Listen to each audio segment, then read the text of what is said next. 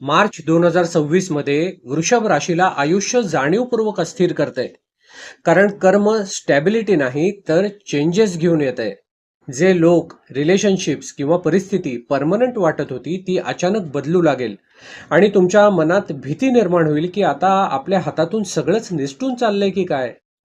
हे तुमच्यासाठी नुकसान नाही तर कर्म क्लिअर होण्याचं साईन आहे. भूतकाळामध्ये वृषभ राशीने स्वतःची किंमत कमी करून लोकांकडून सुरक्षितता शोधली, प्रेम मागितलं आणि मान मिळवण्याचा प्रयत्न केला. आता कर्म तुम्हाला शिकवते की या सगळ्या गोष्टी बाहेरून मिळवण्यापेक्षा तुम्ही आपल्या मनात, आपल्या अंतःकरणात स्थिर व्हायला शिका.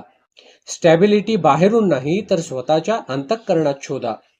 या महिन्यामध्ये नात्यांचा गोंधळ, पैशात अडथळे आणि कामात दबाव निर्माण होईल. पण प्रत्येक अनुभव एक गोष्ट सांगतेय की कंट्रोल सोडा आणि सत्य पहा. जे तुम्हाला सोडून चाललंय ते कधीच तुमचं नव्हतं.